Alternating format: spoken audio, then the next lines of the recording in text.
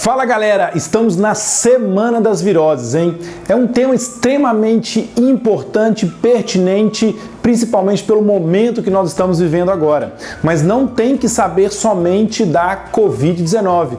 Galera, se você está vendo esta aula nesses momentos que nós estamos vivendo, você sabe o que eu estou falando.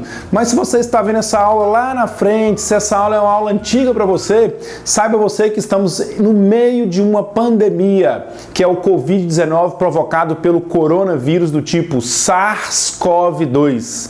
Mas essa aula não é só sobre isso, é sobre viroses de modo geral. É a semana inteira falando de virose, são várias aulas falando de virose. Se você já assistiu outra aula, tá vendo esse tempo que está aparecendo para você na sua tela aqui, ó? Você pode adiantar esse vídeo até esse tempo que eu já entro direto na virose do dia de hoje. Agora, se você não assistiu nenhuma aula ainda, assista essa introdução todinha porque ela é extremamente pertinente para o assunto, hein? É muito importante. Então, pegue seu caderno aí, se acomode direitinho, faça as suas anotações porque isso aqui é aula, aula, aula, aula. E o tema é virose. Galera, afinal de contas, o que precisamos saber sobre as viroses? Primeiro, viroses são doenças provocadas por vírus. E quando a gente estuda virose de modo geral, a gente tem que se ater para alguns pontos muito importantes. Então vem comigo no quadro aqui, ó. Ao estudar virose, o que temos que saber? Por exemplo, no primeiro momento, o nome da doença. Que no caso da Covid-19, por exemplo, o que é Covid-19? Covid-19 não é o nome do vírus, é o nome da doença. Atenção para isso. No caso da dengue, dengue é o nome da doença. No caso do HPV, o HPV é o nome do vírus, não é o nome da doença. O nome da doença é condiloma acuminado. Então, primeiro ponto, o nome da doença. Na sequência, o agente etiológico. Lá no meu Instagram, o @senhorbiologia, eu coloquei lá um teste nos stories perguntando qual que era o agente etiológico da dengue. E entre as opções eu pus mosquito. A grande maioria marcou mosquito porque o pessoal não sabe o que é o agente etiológico. Agente etiológico é aquele causador da doença, é o verdadeiro causador da doença, que lá no caso da dengue é um vírus, porque dengue é uma doença viral. O que o mosquito é, o pernilongo, o Aedes aegypti, ele é o vetor, ele é o transmissor da doença. Então muita atenção com o significado de agente etiológico.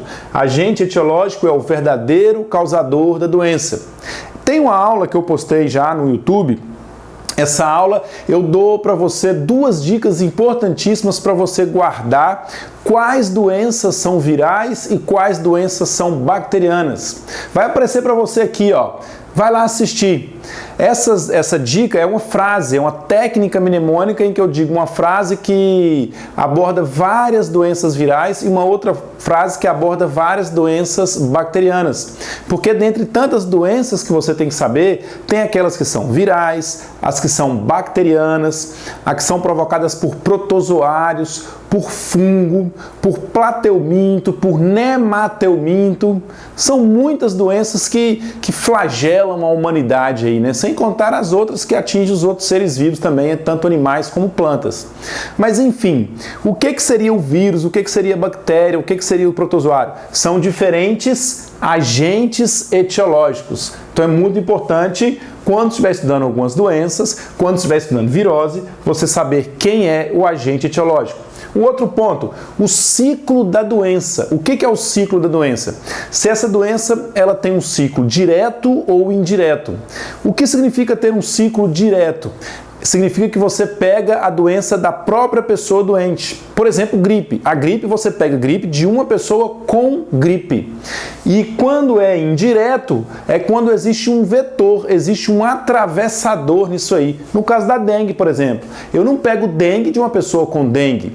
Eu pego dengue pela picada do mosquito Aedes aegypti. Então, a dengue é uma virose indireta, ela apresenta um ciclo indireto. E a gripe, por exemplo, é uma virose direta, apresenta um ciclo direto, como é, por exemplo, a Covid-19 também. Galera, agora anota esse nome aí, vai aparecer para você bem grandão aqui, ó. As doenças que apresentam ciclo direto, elas são chamadas monoxênicas ou monogenéticas. E as doenças que apresentam ciclo indireto, elas são chamadas de heteroxênicas ou heterogenéticas. Muito importante isso aí, ok? Bom, dentre aquelas viroses, que é o nosso tema, que apresenta ciclo heteroxênico, ou seja, indireto, elas apresentam um vetor. Quem que é o vetor, então? O vetor é o disseminador da doença, é o espalhador da doença, se a gente pode falar isso. E no caso da dengue, por exemplo, o vetor é o mosquito Aedes aegypti. No caso de uma outra doença que não é virose, a malária, por exemplo, a gente também tem um mosquito, que é o mosquito Phlebotomus. A malária é causada por protozoário, é o Plasmodium. Portanto, o vetor é aquele que transmite a doença e ele só existe quando estamos diante de uma doença que apresenta ciclo indireto, portanto, heteroxênico. Outro ponto importante quando se estuda viroses, entender a transmissão. Como que a doença é transmitida de uma pessoa para outra. E é muito importante a relação que você tem que fazer entre transmissão e profilaxia. A gente já fala disso. Um outro ponto muito importante, vem aqui, os sintomas da doença, o que a doença lhe causa. E aí eu te dou uma dica muito interessante. Normalmente, aquele agente patogênico, no caso um vírus, por exemplo, ele vai te causar um sintoma que vai fazer com que ele seja liberado da forma mais rápida possível, para poder atingir outras pessoas. Se a saída do mosquito, se a saída do vírus de você é pelas fezes, e aí a transmissão se dá por água contaminada com fezes do doente, ou alimentos contaminados com as fezes do doente, esse agente patogênico vai te provocar diarreia. Agora, se o vírus sai pela saliva, sai pela conversa, pelo ar, gotículas de água, esse vírus vai te provocar tosse, espirro, dor de garganta, ok? Então é uma dica bacana você relacionar a forma de transmissão com os sintomas. Algumas viroses, algumas patologias causam diversos sintomas, né? Mas é uma dica que já te dá um indício aí para você não ter que decorar simplesmente os sintomas. Leve esse raciocínio com você. Profilaxia. Isso é o que mais cai em prova. Você tem que saber, primeiro, o que significa profilaxia. Profilaxia significa medidas de prevenção. São aquelas medidas que podem ser tomadas para se prevenir a doença, para evitar que a doença se espalhe no meio, se espalhe na sociedade, na população. São medidas de prevenção. Por exemplo, a vacina é uma medida de prevenção. Vacina é profilaxia. Agora, o soro não é profilaxia. Então, se você, por exemplo, quer evitar que você desenvolva raiva porque você recebeu uma mordida de cachorro, você vai tomar o soro. Você não vai tomar a vacina. A vacina antirrábica você toma antes para se prevenir. Na hora, se você tomou a mordida, você vai tomar o soro antirrábico. O soro já contém os anticorpos para combater a doença. Então, profilaxia são medidas de prevenção. E aí existe aquelas prevenções que você pode fazer, como, por exemplo, lavar as suas mãos. Isso é uma profilaxia para diversas viroses, não só a Covid-19. A higiene com os alimentos, quando você chega com os alimentos, por exemplo, você comprou frutas, a fruta que você vai comer crua ali, com casca e tudo, por exemplo, maçã, pera, pêssego, lavar bem esses alimentos. Água, se você mora numa região de grande contaminação, como por exemplo a cólera, que é uma doença bacteriana, não é viral, que se transmite através de água contaminada, e se a região que você mora, a cólera é comum, uma profilaxia muito importante, ferver a água antes de consumir. Por exemplo, vai colocar água no filtro de barro, ferve a água antes, espera ela esfriar e aí coloca no filtro de barro. Então existem algumas profilaxias que são atitudes nossas, como higiene pessoal, saneamento, higiene pessoal, higiene com os alimentos, fervura de água, proteção da casa, como colocar no caso da dengue, diversas outras doenças transmitidas por inseto, telas na janela, uso de cortinado, inseticida, repelente, raquete elétrica, tudo isso são medidas profiláticas. E existem aquelas medidas que são atitudes que devem ser tomadas pelo poder público, como por exemplo, saneamento básico, construção de redes de esgoto, tratamento de esgoto. Essas atitudes são atitudes desenvolvidas prefeitura, pelo governo estadual, pelo governo federal. Enfim, profilaxia é muito importante se saber e é o que mais cai em prova. E por fim, galera, o tratamento. Como tratar essas doenças? Isso aqui cai muito quando você compara viroses e bacterioses e aí a gente inclui o antibiótico. Muito cuidado com isso, porque antibiótico é um remédio, é um tratamento que combate bactéria. Se você tiver vírus, tiver uma virose, o antibiótico não é a medida mais adequada. Normalmente as viroses, o tratamento delas se dá de forma paliativa. Você toma um remédio para evitar uma febre, um remédio para combater uma inflamação na garganta, porque o que vai matar os vírus mesmo, o que vai combater as viroses é o seu sistema imunológico. São os seus próprios anticorpos que vai conseguir danificar isso aqui. Portanto, galera, esses são os pontos que precisamos conhecer quando o assunto é virose. O nome da doença, o agente etiológico, o ciclo da doença, o vetor, a transmissão, sintomas, profilaxia e tratamento. Então nós vamos mudar de cenário, nós vamos agora para um outro estúdio, diante de uma televisão, usando uma apresentação em PowerPoint, em que eu vou falar para você de cada uma das doenças. Beleza? Você vai ver a de hoje e aí você fica pronto aí para as próximas aulas. Se você está aqui dentro do IGTV me assistindo, saiba que essa aula continua lá no YouTube. Se você está aqui no YouTube comigo, continue ligado que a aula vai continuar a partir deste tempo aqui. Um grande abraço e vamos lá! Nesse novo cenário aqui a gente dá continuidade. Hoje vamos falar da AIDS. Estou apresentando para você aqui, o vírus da AIDS, que é o HIV. Dentro daquela nossa sequência, qual o nome da doença? AIDS. AIDS é uma sigla em inglês, que em português seria SIDA, S-I-D-A, que significa Síndrome da Imunodeficiência Adquirida. Por que é síndrome? Porque ela apresenta diversos sintomas diferentes. Da imunodeficiência por quê? Porque ela provoca uma deficiência do nosso sistema imunológico. E adquirida por quê? Porque você não nasce com ela, não é um problema de nascença, você adquiriu ao longo da sua vida. Não é um defeito genético, por exemplo, que provocou a sua deficiência imunológica. É um vírus. Por isso, síndrome da imunodeficiência adquirida. Essa é a doença que você mais tem que conhecer sobre ela, porque ela é uma doença que mais cai nos vestibulares do Enem e que cobra mais detalhe. Então vamos começar pelo vírus. Olha aqui, aqui você tem um desenho do vírus. Qual a característica dele? Primeiro, ele é um vírus envelopado, assim como o Covid-19 é envelopado também. Ele apresenta uma estrutura protetora externa, além daquela cápsula proteica que é natural de todo vírus. Todo vírus tem, pelo menos, o material genético interno e a cápsula proteica, que é o capsídeo. Alguns vírus, além disso, têm uma estrutura a mais de natureza lipoproteica chamada envelope.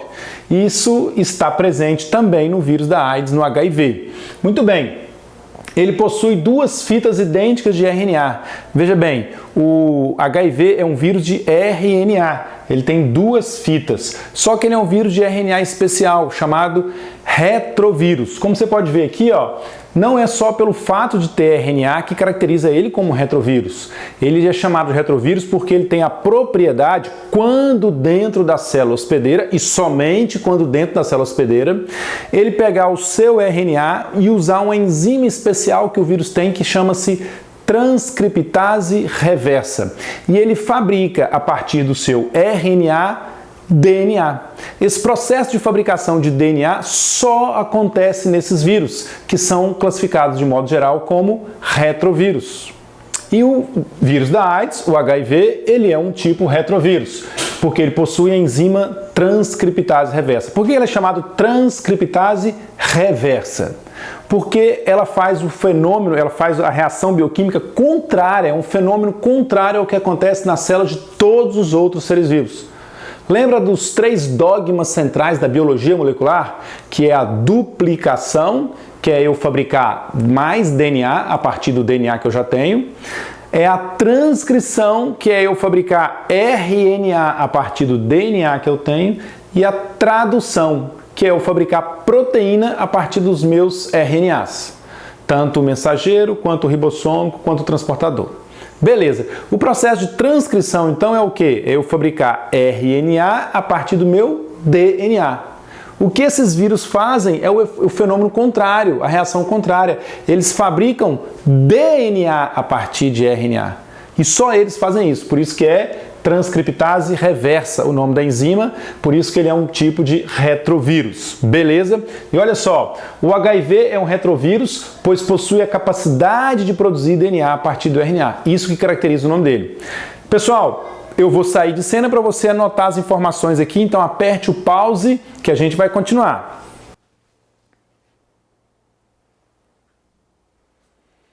Beleza, tá tudo anotado, fez o desenho do seu vírus aqui, então a estrutura do vírus, ó, ele tem um envelope viral, aqui dentro ele tem a sua estrutura proteica, que é o seu capsídio, dentro do capsídio ele guarda o seu material genético, que é o RNA, 2 moléculas de RNA, e ele tem aqui também, representado por essas bolinhas, as enzimas, transcriptase reversa, e tem uma outra também que é uma protease, que eu vou mostrar agora no próximo slide, olha só.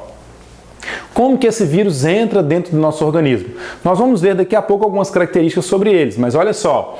Pensa o vírus chegando aqui, já está dentro do seu sangue, está dentro do seu corpo, ele encontra a sua célula de defesa, que é o linfócito TCD4. Ele se aproxima e o envelope viral, ele se conecta à membrana plasmática. Perceba que a membrana da célula, ela tem essa fórmula Y, assim, ó, e a membrana do vírus, o envelope viral, tem como se fosse uma bolinha, só para mostrar de forma lúdica que existe um encaixe perfeito entre o envelope viral e a membrana plasmática do vírus. Isso diz respeito à assimilaridade, à semelhança, à aceitação que a célula tem com relação ao vírus. E por que que isso acontece? Isso acontece, você pode ver aqui no final, ó, porque quando um novo vírus está sendo formado, a sua cápsula que contém o material genético, quando ela vai sair da célula, ela leva um pouco da membrana plasmática da célula que está sendo parasitada. Então a origem do envelope viral é exatamente a própria membrana plasmática da célula. Então quando esse vírus chega numa nova célula, no novo linfócito T, ele reconhece o vírus como sendo um outro linfócito T também. E por isso tem essa similaridade. Só que não é uma enganação. Na verdade, é um vírus. Quando um envelope viral se associa com o DNA, com a membrana plasmática da célula, ele joga lá dentro o seu capsídio. O seu capsídio é rompido, desmanchado, liberando a transcriptase reversa e o RNA. Imediatamente a transcriptase reversa começa a fazer a transcrição reversa. Ou seja, começa a fabricar DNA, que aqui está representado de azul, ó. O RNA é o vermelhinho, o azulzinho aqui é o DNA sendo fabricado.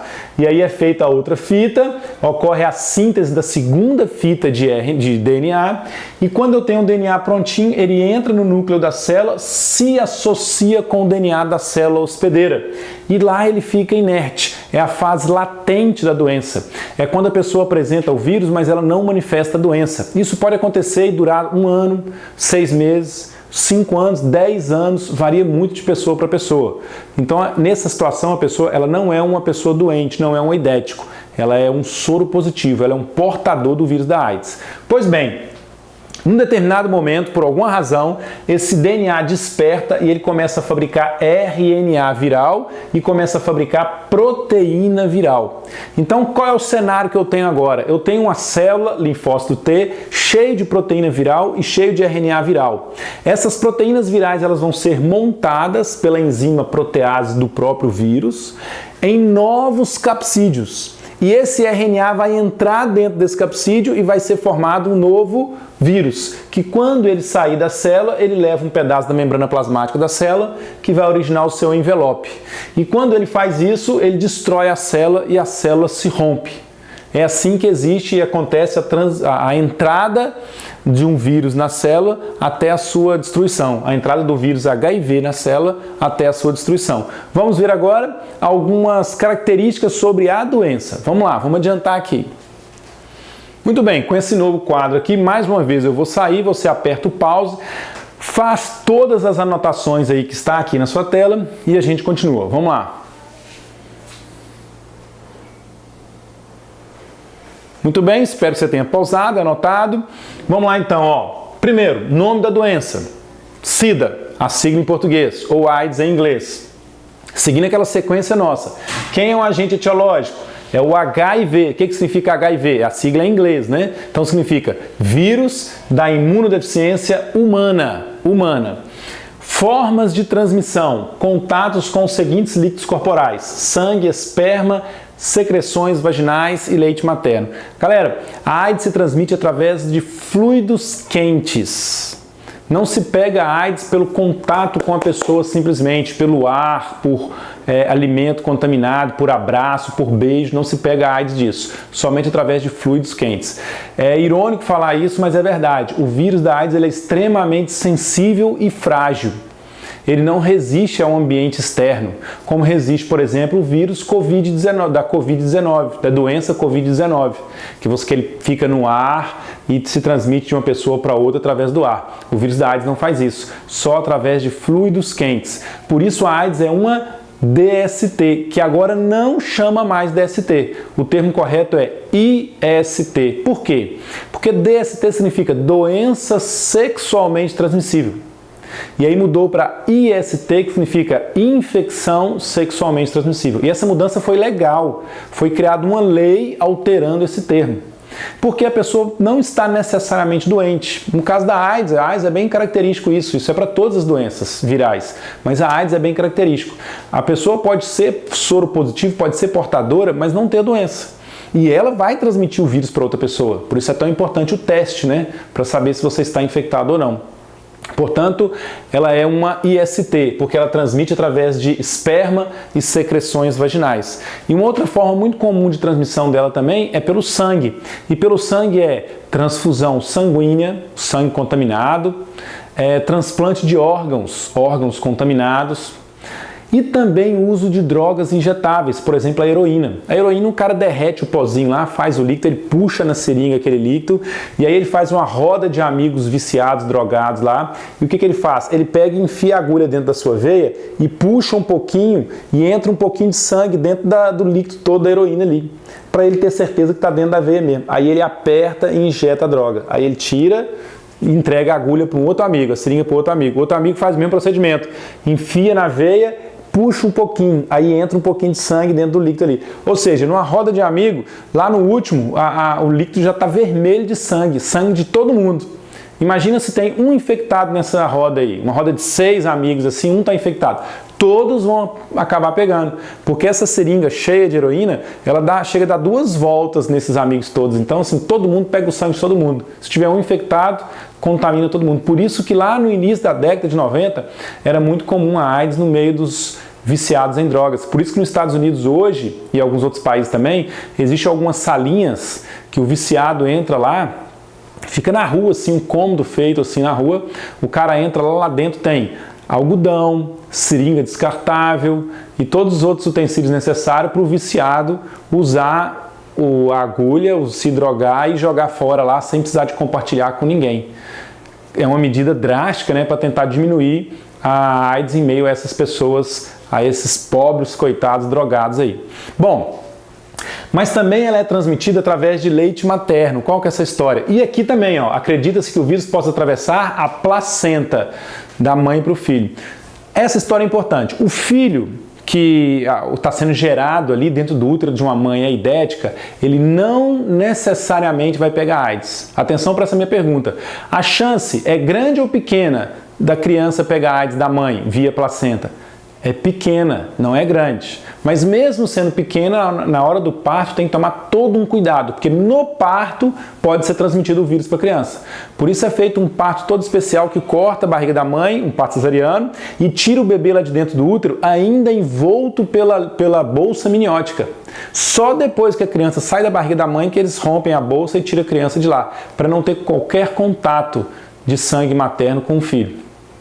Beleza, a criança nasceu, tá beleza, tá perfeita, não tem AIDS nenhuma. Essa mãe não pode amamentar seu filho, porque o leite é um fluido quente e o vírus está no leite. E ela 100% de certeza passará o vírus para o filho se o filho amamentar. Bom, então, formas de transmissão, relações sexuais, uso de droga, leite materno, tudo isso aí é transfusão de sangue, uso de materiais cirúrgicos não esterilizados e contaminados, tudo isso é forma de transmissão. Cuidado, não é forma de transmissão. Abraço, beijo na boca não é forma de transmissão, considerando que as duas bocas que estão se beijando estão saudáveis. Porque se você considerar uma cárie na boca de um, uma cárie na boca do outro, pode ali ter compartilhamento ali de sangue ali, ou então de pedaços celulares da cárie ou da afta. Nessas situações extremas, sim. Mas duas bocas saudáveis beijando não se transmite AIDS. Cuidado com isso. Bom, voltando aqui. Quais são os sintomas? Seguindo aquela lista. Febre, calafrio, dores musculares, aparecimento de ínguas no pescoço, náusea e vômito. Uma das primeiras imagens que aparece para um aidético são manchas vermelhas na pele. Tem um filme que eu indico para você, ele é muito antigo, mas ele é muito interessante, com Tom Hanks, que chama Filadélfia. Assiste esse filme, ele é muito bacana. Esse filme ele mostra, o Tom Hanks é um advogado que muito bem sucedido, muito respeitado, muito competente, que trabalha numa grande empresa de advocacia, só que ele tem AIDS, ele tem uma vida homossexual, que ele esconde isso de todo mundo, e isso é bem no início da década de 90. Aí ele desenvolve AIDS, o chefe dele começa a perceber, através dessas manchas que aparecem nele, começa a aparecer alguns machucados nele, aí manda ele embora. Aí ele contrata um outro advogado para processar essa empresa e aí corre o filme todo, só que ao longo do filme vai mostrando um avanço da AIDS nele, ele vai ficando cada vez pior, os sintomas vão aumentando. É um filme bem interessante, bem emocionante para você perceber a evolução da AIDS numa pessoa. Tá aí a minha dica para você. Mas o que caracteriza a AIDS num primeiro momento? Ela parece ser uma gripe, uma náusea, uma doença comum no começo. Ó. Febre, calafrios, dores musculares, aparecimento de íngua no pescoço. Só que o que acontece? Esses sintomas somem, aí depois começa a aparecer as doenças oportunistas, que é quando ela fica bem grave mesmo. Joia! Qual que seria o tratamento? Está escrito aqui, ó, não há cura. Na verdade, não há cura por quê? Porque não existe nada ainda que mate o vírus dentro de você, a não ser os seus próprios anticorpos. E eles estão comprometidos exatamente porque a célula responsável pela fabricação dos anticorpos, ou que desencadeia o processo de fabricação dos anticorpos, são as células atingidas pelos vírus, que são os linfócitos T, CD4. Então, por enquanto existe o quê? Uma forma de se combater o vírus e evitar a multiplicação do vírus, que é o coquetel antirretroviral, que a gente já fala mais sobre ele.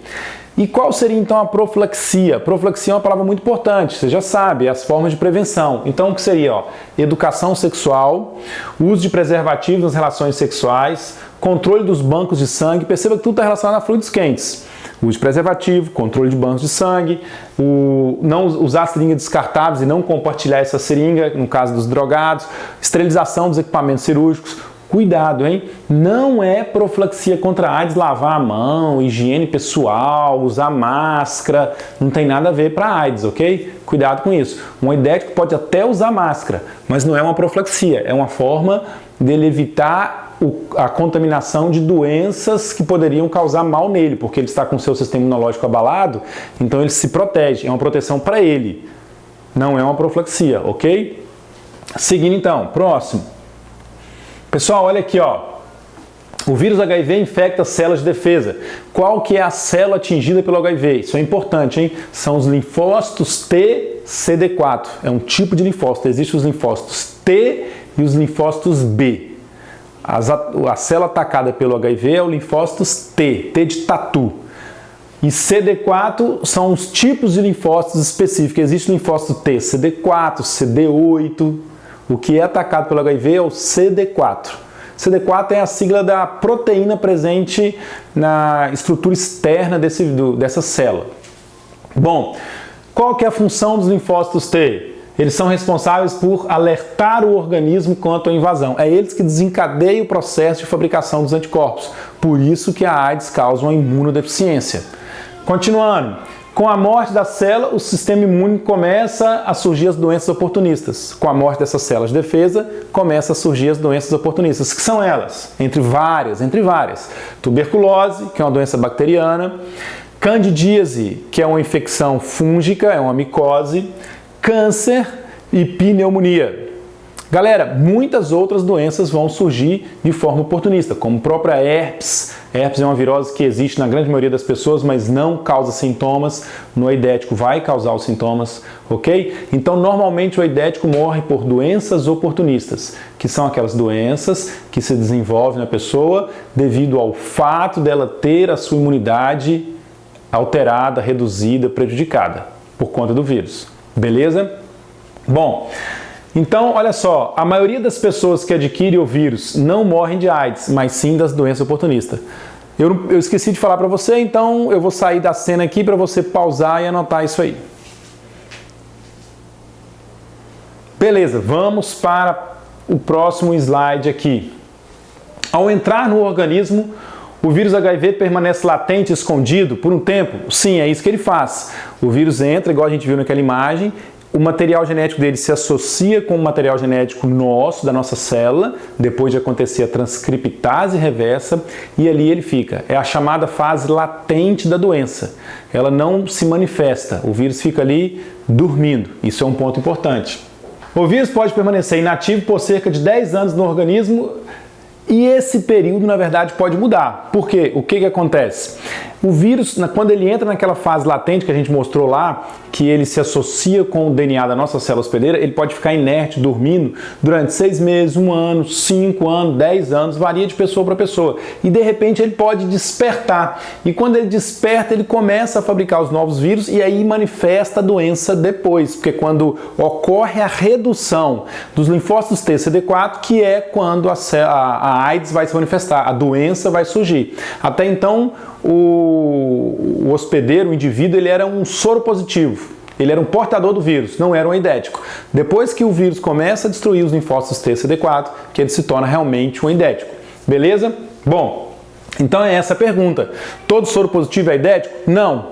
Só vai ser aidético quando as células estiverem sendo destruídas. Bora pro próximo. Galera, olha só esse dado aqui, ó. Ele é de 2003, ele é meio antigo. Dá uma olhada no cenário. Esse cenário meio que se mantém. A África é o lugar onde tem mais infectados. E é seguido logo aí pela Ásia, Europa, a Ásia, né? E a Europa Oriental e a América do Norte. Mas olha a América Latina aqui. 1.600.000. Só que o que tem acontecido? O número de aidéticos no mundo, o mundo de pessoas infectadas pelo HIV no mundo, melhor dizendo, tem diminuído. Porém, contudo, entretanto, todavia, o Brasil tem aumentado. A UNAIDS, melhor dizendo, que é uma organização da ONU, que cuida e monitora os casos de AIDS no mundo, ela mostrou isso, que de 2008 a 2018, o número de pessoas infectadas pelo vírus da AIDS aumentou 21% no Brasil.